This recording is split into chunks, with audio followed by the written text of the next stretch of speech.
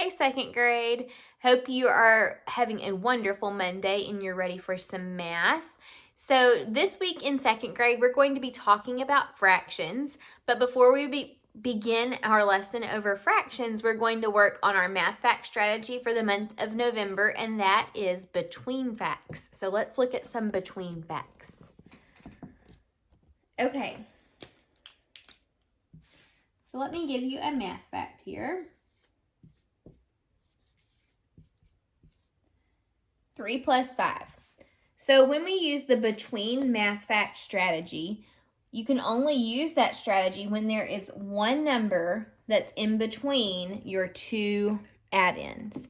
For example, with 3 and 5, if I was counting on the number line, what number comes in between 3 and 5? 4 comes in between 3 and 5 because 1, 2, 3, 4, 5. So 4 is the number that is in between these two add-ins. So to solve this problem using the between fact strategy, all you have to do is say 4 plus 4 equals 8. So 3 plus 5 equals 8.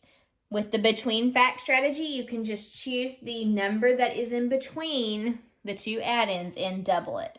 So this strategy comes in handy if you really know your doubles. If you don't know your doubles that well, this strategy may not be for you. Let's try another few together.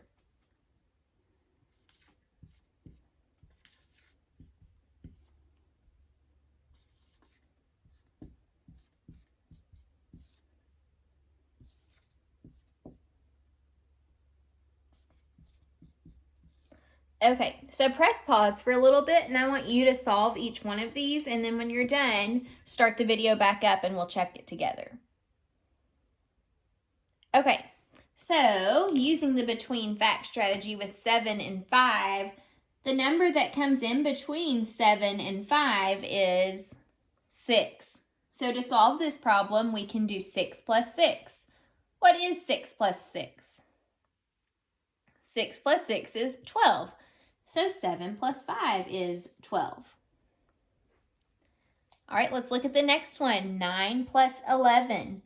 What number comes in between 9 and 11 on the number line? In between 9 and 11 is 10.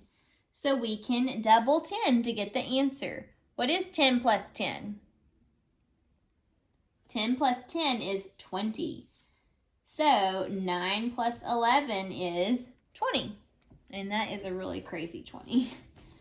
Let me try writing that again. Okay, that's a little better. All right, last one, 2 plus 4. So what number comes in between 2 and 4? 3 comes in between 2 and 4. So all we have to do is double 3.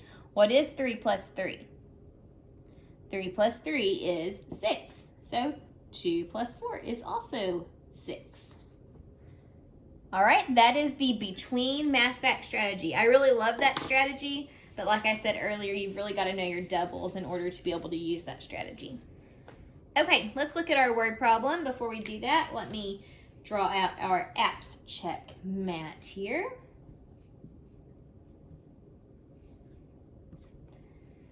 Okay, let's read the problem together. Lisa baked 25 cookies on Monday. On Tuesday, she baked 42 more cookies. How many cookies did Lisa bake altogether? Okay, let's read back through this problem, and this time I want you to really listen for what is the question that we are being asked. Lisa baked 25 cookies on Monday. On Tuesday, she baked 42 more cookies. How many cookies did Lisa bake all together? What was the question that they want us to solve in this problem? How many cookies did Lisa bake all together? See, it ends with a question mark. When a sentence ends with a question mark, that means we're being asked something. It's a question. Now let's read back through the problem and listen for important information that's going to help us to solve how many cookies Lisa has altogether. Lisa baked 25 cookies on Monday. What's important there? 25 cookies is important. It helps us to know how many she had. On Tuesday, she baked 42 more cookies. What's important there? 42, but also the word more.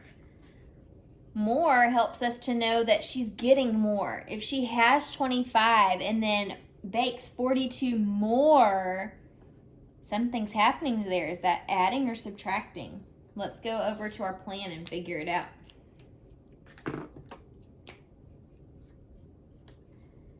Okay, we're going to draw a little strip diagram here. So Lisa baked 25 cookies on Monday, and then she baked 42 more. How many did she bake all together? The all together part is the whole that we're trying to solve. Okay, so we know part 25 on Monday, and we know 42 more on Tuesday. We want to know how many all together. So when we know both parts and we're trying to solve the whole, we have to add to do that. So we're going to be adding 25 plus 42. And that should help us to know how many cookies all together. Okay, to solve first, I think I'll draw my base 10 blocks. So I'm going to draw 25, 10, 20, 21, 22, 23, 24, 25, and then 42. 10, 20, 30, 40, 41, 42. Now, in order to add these together, I'm going to count my 10s first and then add on my 1s. 10, 20, 30, 40, 50, 60, 61, 62, 63, 64, 65, 66, 67. So I believe 25 plus 42 is 67. Before I settle on that answer, I'm going to check my problem and my work in another way to make sure I also get 67 again. This time I think I'll use an open number line to check. So whenever we use an open number line, if we are adding, we have to start on the left side first, because when you add, you increase and get a larger amount. If we are subtracting, we'd start on the right, because when you subtract, you start with a large amount and you get smaller. But we're adding, so we'll start here with 25. Okay, now to add 42, how many 10s are in 42? 42 has 4 10s, so we're going to do 4 10s jumps. 10, okay, so there's 1, 2, 3, 4. And then how many 1s does 42 have? 1, 2. All right, now we'll count up. So 25, add 10 more.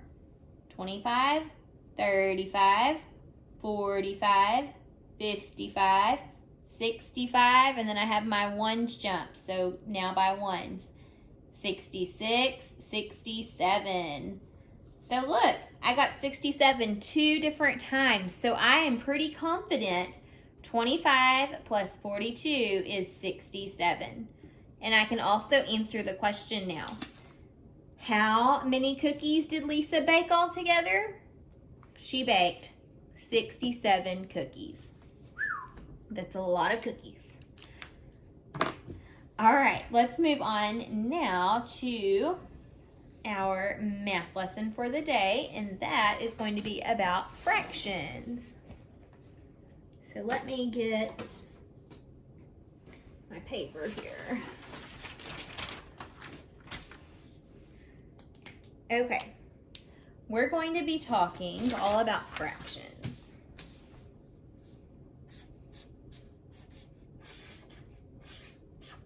So we're going to make a little chart together first. Fractions. So something that is really important that you need to know about fractions, and a word that's really important that you're going to hear a lot this week, is the word partition.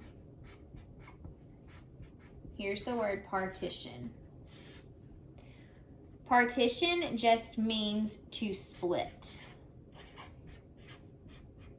Okay, so when I say partition the shape, that just basically means to split, okay? So the word partition is going to be important with fractions. Also, fractions, I'm going to put this word here, or words, and we'll talk more about it as the week goes on. I'm putting it in all capitals though, that way we remember. Equal parts.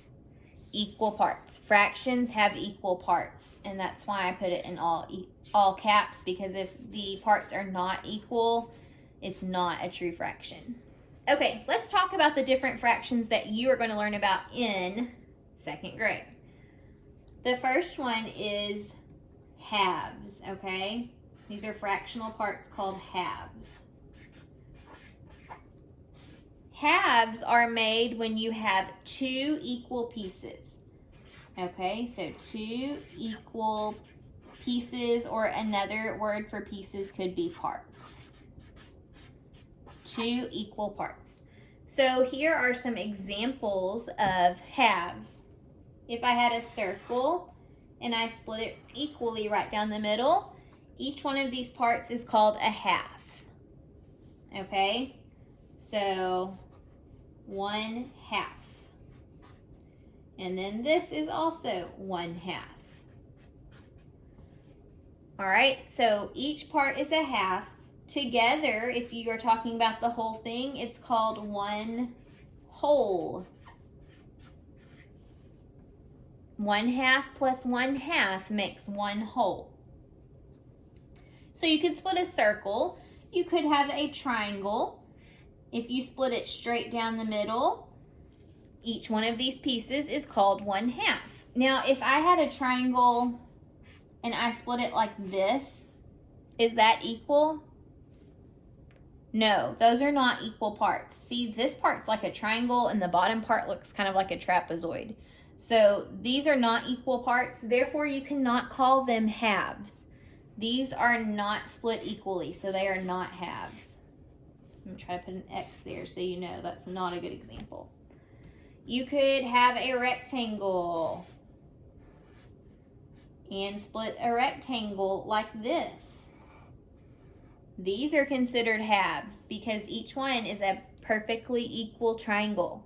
So as long as you have a shape and it's split equally into two parts, each one of those parts is called halves. If you're talking about just one of them and comparing to the other, you say this is 1/2. All right, another word that you need to know in second grade for fractions is the word fourths.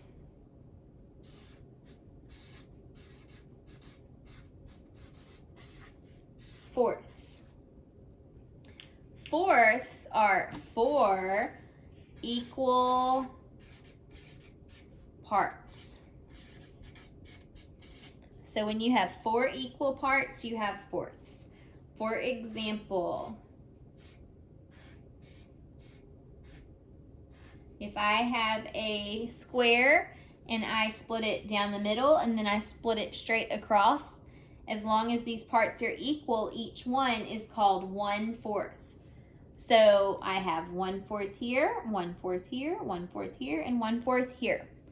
If I'm talking about these two pieces, I could say this is 2/4. Okay, 2/4, because I'm talking about 2 out of the 4 pieces. So 2/4. I could have a circle and split it like this. Each one of these pieces is called a fourth. You could have a rectangle and split it like this. Each one of those is called 1/4 as long as they are equal parts. If they are split 4 times, 1, 2, 3, 4, they're called fourths. Finally, in second grade, you have to learn about the fractional part called eighths. Eighths. How many pieces do you think eighths are? If you have an eighth, how many pieces would that be? Eighths are when you have 8 equal parts. 8 equal parts is eighths.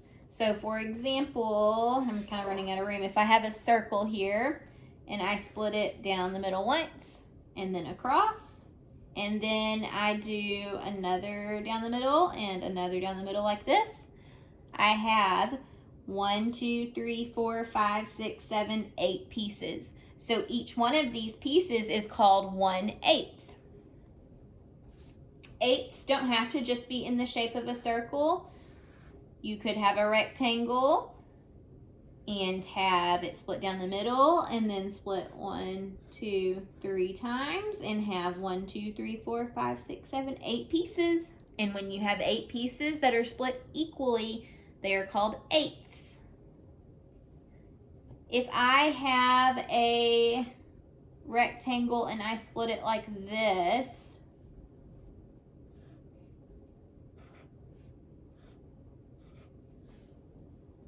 is that equal?